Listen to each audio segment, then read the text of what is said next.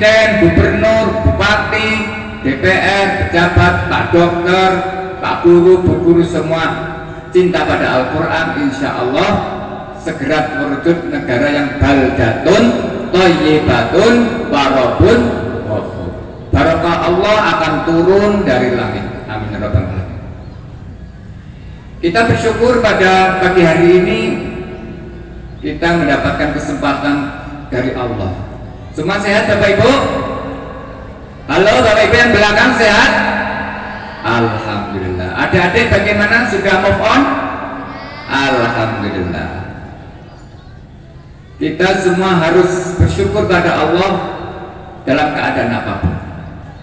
Salawat dan salam mudah-mudahan tetap tercurah limpahkan kepada baginda Rasulullah Muhammad Sallallahu Alaihi Wasallam beserta keluarga, sahabat, dan kita semua sebagai pengikut-pengikutnya. Amin ya rabbal alamin. Bapak Ibu, adik-adik semua, bahwa hidup itu penuh dengan ujian, betul apa tidak? Ujian itu adalah sunnatullah. Itu hukum Allah akan menimpa siapapun. A'udzubillahi minasyaitonir rajim. Afa hasiban nasu ayyutraku ayyaqulu amanna wa hum la yuftanun. Jangan mengira kita ini sudah beriman kemudian tidak diuji oleh Allah. Justru kita yang beriman nanti akan diuji oleh Allah. Siapa bangga diuji oleh Allah? Siap? Bapak-bapak, ibu-ibu, adik-adik semua, ujian Allah itu sebenarnya luar biasa manfaatnya. Ya, maka kita harus siap untuk menghadapinya. Macam-macamnya luar biasa juga. Ketika adik-adik di pondok ada ujiannya apa tidak? Ujiannya apa? Kirimannya telat, bapaknya rasido panen kebanjiran. Sabar, ya adik-adik ya. Makanannya pagi, siang, sore, tahu tempe. Ya, sabar ya. Enggak seperti di rumah. Ya, kaya jangan kalah dengan para penyanyi itu. Mangan tempe rasane koyo mangan lawuh sate. Ya wis, walaupun di hadapan kita tempe tapi rasanya makan sate. Oke. Jadi hidupnya indah gitu, enggak gersulo gitu, ya. Ketika sudah sekolah, lulus, ketika sudah lulus, sarjana, ada ujian lagi enggak? Ada. Cari pekerjaan. Bawang sopma kesana sini. Saya pernah mengalami Bapak Ibu mencari pekerjaan di Rono dari Purworejo sampai Kebumen, nggak ada yang menerima saya. Bahwa nggak ada lowongan Pak, nggak ada lowongan. Ada tulisan menerima lowongan. Saya cari, ternyata saya runut jebule kuburan. Oh. Aduh, guys, berat itu memangnya. Waktu itu pada sekali. Maka kita harus tetap siap. Tapi akhirnya kan bisa juga kan gitu. Sudah punya pekerjaan, ada masalah enggak? Masalah, belum punya jodoh. Cari jodoh kemana-mana bingung, belum ada yang cocok. Sudah cocok, ada masalah lagi enggak? Ada, pingin punya anak. Banyakkan anak juga bingung manding. Jadi kok kan ini bingung masalah terus. Saking bingungnya ya kayak tanggane sana saya di Purworejo. Anaknya akeh banget bingung carane priwe. Ya. Pakai KB, program KB. Pakai KB susuk apa entek bojone melas. Pakai KB suntik ora wani. Jarum suntik. Akhirnya pakai pil KB.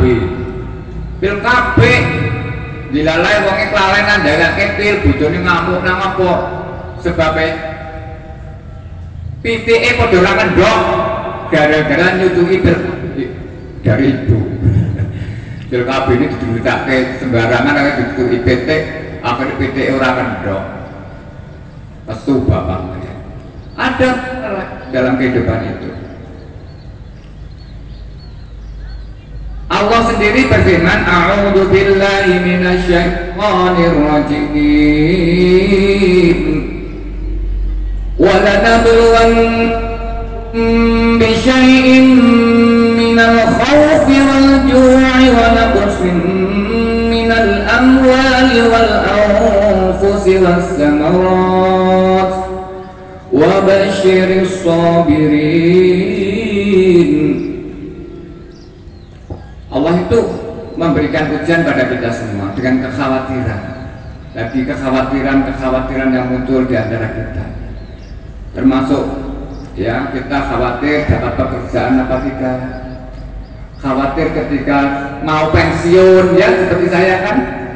Itu manusiawi, harus mempersiapkan diri. Khawatir nggak panen, ya nggak Bapak Ibu. Itu khawatir. Khawatir dengan penyakit yang sedang kita alami. Mari ini kapan? Mari waktu. Bola balik masuk angin. Gitu. Ya, khawatir. Wal ju' wa naqsin minal amwali wal anfusi was samarat. Juga kelaparan. Ya, nggak panen. Ya, buah-buahnya keserang pereng, padinya kebanjiran, pangan tikus. Itu ujian dari Allah SWT. Kalau pondok kemarin kebakaran, itu adalah ujian dari Allah Subhanahu wa Ta'ala. Itu sunatullah yang mau tidak mau harus kita hadapi. Ya, kita tidak boleh lari dari ujian. Kenapa? Karena ujian itu sebenarnya Bapak Ibu untuk mencari menurut Allah itu siapa di antara kita yang terbaik. Ya. Alladzi khalaqal mauta wal hayata liyabluwakum ayyukum ahsanu amala. Allah itu memberi kita hidup. Allah itu memberikan kita kematian untuk menguji siapa yang terbaik di antara kita. Ayyukum ahsanu amala. Diuji kayak gini masih mau ibadah enggak? Diuji seperti ini masih mau sholat enggak? Diuji seperti ini mau sedekah apa tidak? Diuji seperti ini masih zikir apa tidak? Ayyukum ahsanu amala, untuk mengetahui siapa yang punya prestasi dalam beribadah. Kalau dalam dunia kerja itu juga ada. Ketika pimpinan kita memberikan tantangan, bisa enggak kita mengerjakan tantangan itu? Maka kalau tantangan itu bisa kita kerjakan dengan kreativitas kita, dengan profesionalisme kita, akhirnya kita akan naik jabatan, ya, naik jabatan. Jadi akan menguji siapa yang terbaik di antara kita. Kalau anak sekolah itu diuji juga. Sekarang ada apa di SMP, di SMA, TKA. Kapan? Bulan Maret ya, untuk SMP, SMA sudah mulai, SD, SMP kelihatannya bulan Maret. Harus siap, jangan takut. Karena apa? Karena itu sebagai ujian kita, supaya tahu di antara kita siapa yang terbaik. Ya, kemudian orang yang sudah diuji itu biasanya akan diangkat derajatnya oleh Allah Subhanahu wa Ta'ala. Jangan takut diuji oleh Allah, ya, karena ujian itu sebenarnya cara Allah untuk meningkatkan derajat kita. Anak SMP mau naik SMA ya diuji dulu, lulus enggak di SMP. Anak SD diuji dulu biar bisa layak enggak masuk SMP yang keren gitu. Ya, gitu. Kemudian ujian itu datang sebenarnya cara Allah menunjukkan sayangnya pada kita. Karena kalau kita diuji oleh Allah kemudian kita sabar, maka kita akan mendapatkan maghfirah dari Allah Subhanahu wa Ta'ala. Kita akan diampuni oleh Allah Subhanahu wa Ta'ala. Ya, kemudian dengan ujian itu kita akan lebih kreatif lagi, lebih inovatif lagi untuk menghadapi dunia yang semakin rumit, Kemudian dengan inovasi dan kreativitas itu manusia mendapatkan kemajuan. Jadi kalau tidak ada ujian, ya manusia nggak akan maju. Betul atau tidak? Kalau nggak ada tantangan, manusia tidak akan maju. Bagaimana caranya? Ya, kita harus faltambung maqad damas liqad. Kita harus melakukan refleksi terhadap kegagalan yang kita alami, kemudian kita merancang masa depan yang lebih baik lagi. Ya, apa yang harus kita lakukan? Ya, ketika menghadapi ujian dari Allah Subhanahu Wa Taala yang saya sebutkan tadi banyak sekali.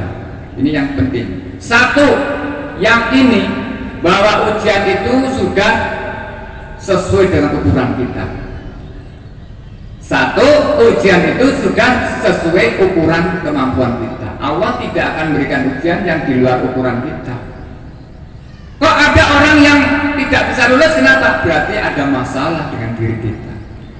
La yukallifullahu nafsan illa wus'aha laha ma kasabat wa 'alaiha ma kasabat. Di surat apa itu ada, Dek? Al-Baqarah ya, terakhir 286.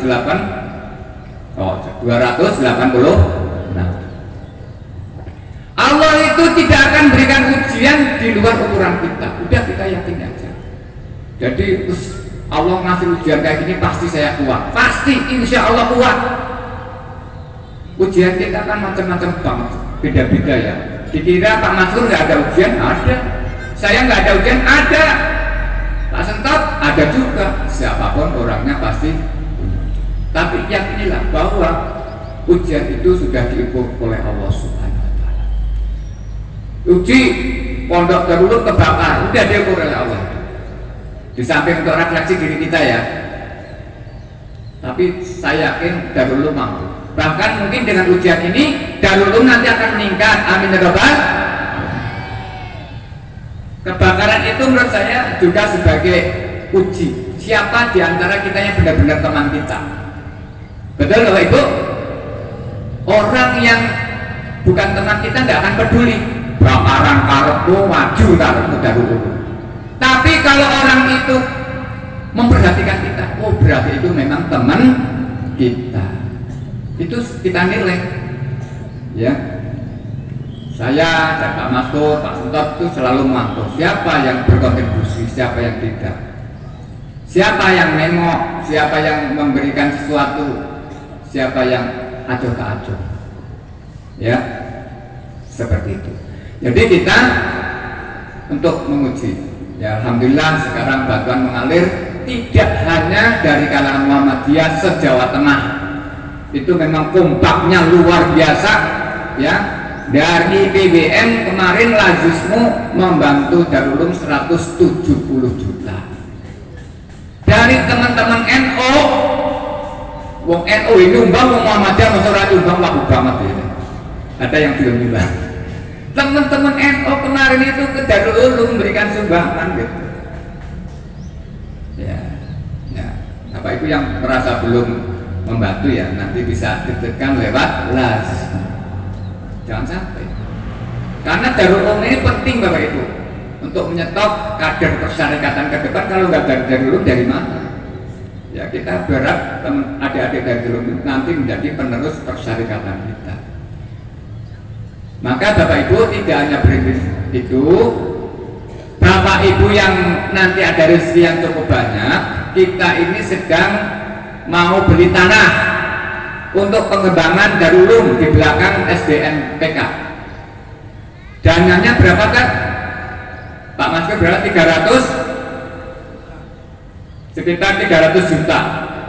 Kita sudah nyetil 25 juta, yang sudah urunan 25 juta, berarti masih 250 juta lagi.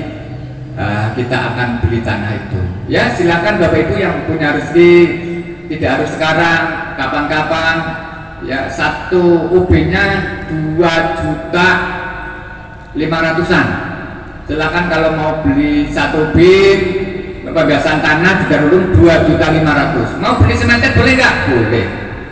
Ya ini insya Allah ketika kita memberikan donasi ke Darulum, bangunan itu digunakan untuk para penghafal Al-Quran, pahalanya akan mengalir kita terus sampai yaumil qiyamah. Amin robbal.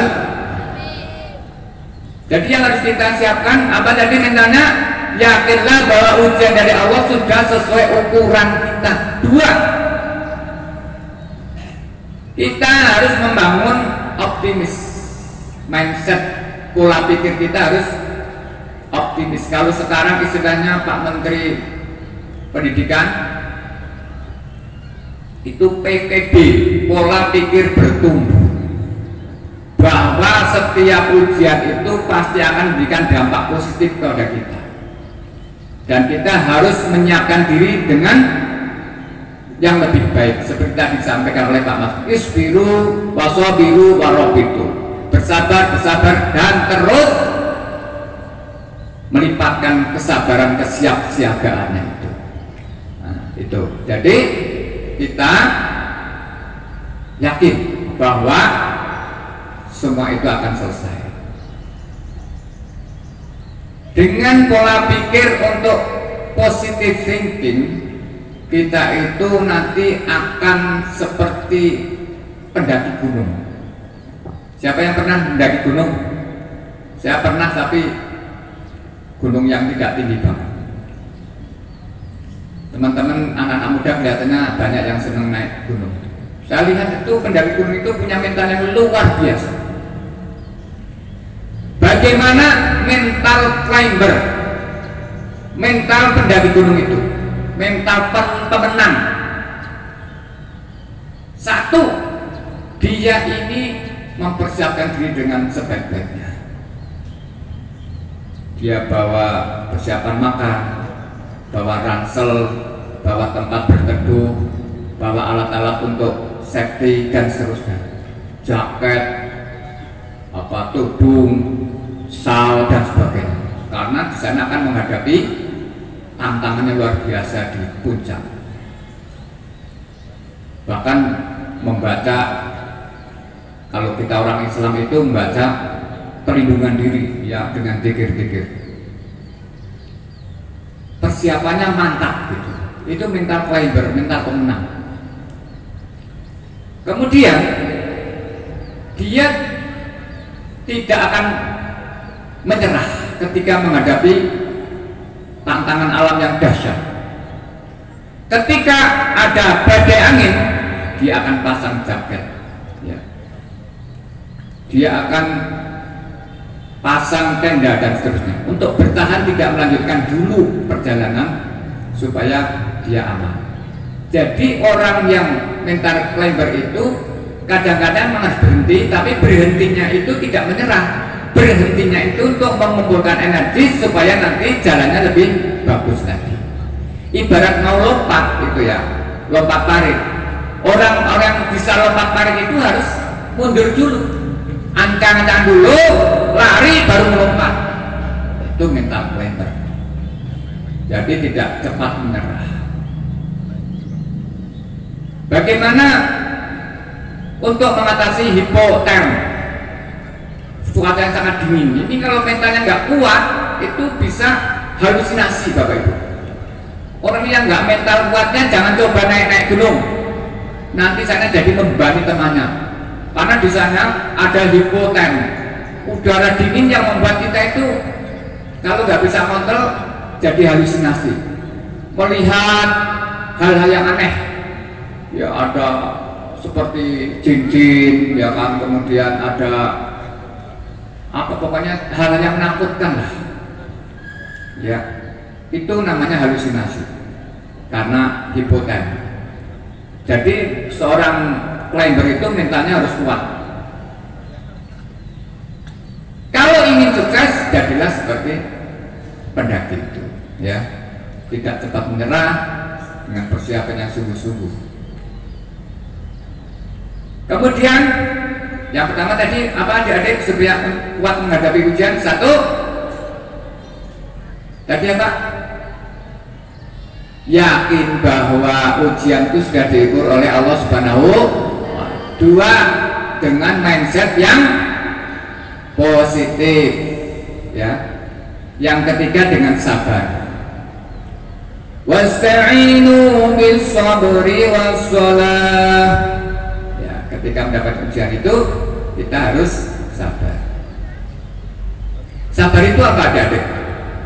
Sabar itu apakah orang yang diam di rumah aja santai begitu? Bukan. Itu adalah anak-anak yang malas. Sabar itu menurut istilah adalah menahan diri dari sesuatu yang tidak disukai oleh Allah. Saya ulangi, sabar adalah menahan diri dari sesuatu yang tidak disukai oleh Allah. Ya. Kalau lesannya mengeluh berarti sabar apa tidak? Tidak. Alam gue kayak baik jadi ya. Waduh, nak pondok jangan berat dia. Ngeluh berarti tidak sabar. Hatinya sering marah, sabar apa tidak? Tidak. Orang yang sabar itu jarang marah, ya, jarang kesel. Orang yang sabar itu tidak akan menyakiti orang lain, tidak cepat-cepat membuat sesuatu yang membuat orang lain menderita. Itu namanya orang sabar. Inilah adik-adik semua, ada 3 hal yang perlu kita garis bawahi untuk supaya kita menjadi orang hebat. Ya, salah satu adalah kita harus bisa mengatasi ujian dari Allah Subhanahu wa Ta'ala. Saya ulangi lagi, 3 saja. Kalau banyak-banyak malah lupa. 1, kita harus yakini setiap ujian itu sudah diukur oleh Allah. Yang kedua, positive thinking. Yang ketiga, harus bersabar, tidak putus asa. Demikian adik-adik, sudah jam 8. Sudah jam 8. Jadi adik-adik, mari kita bersama-sama menghadapi dunia ini harus dengan kekuatan mental yang luar biasa, supaya nanti kita tidak jadi sampah, ya. Kita harus mempersiapkan diri dengan sungguh-sungguh di waktu muda. Waktu muda itu waktu yang akan menentukan masa tua kalian. Ya, ibarat petani, saatnya kita ini sedang mencangkul, saatnya ini kita sedang tanam, saat ini sedang merawat tumbuh-tumbuhan. Nah, nanti setelah kamu dewasa, lulus kuliah, lulus mondok, kamu akan berbuah dan orang akan menunggumu. Tapi kalau kamu menjadi tumbuh-tumbuhan yang tidak sehat, ya maka orang itu melihat kamu jijik, maka kamu akan jadi sampah. Mudah-mudahan adik-adik yang di pondok tetap sabar, tidak cepat putus asa. Walaupun saya tahulah, saya juga pernah mondok waktu muda, tahu masalah di pondok itu banyak sekali masalahnya, tapi dengan ketekadaan kita yang mantap, apapun yang terjadi, banyak orang yang sukses, tapi juga banyak yang gagal, tidak tahan di pondok akhirnya ya tidak punya kemampuan yang mestinya dimiliki seorang kader. Demikian dari saya, adik-adik semua, Bapak Ibu, sudah jam 8. Minta maaf kalau ada kurang. Assalamualaikum warahmatullahi wabarakatuh.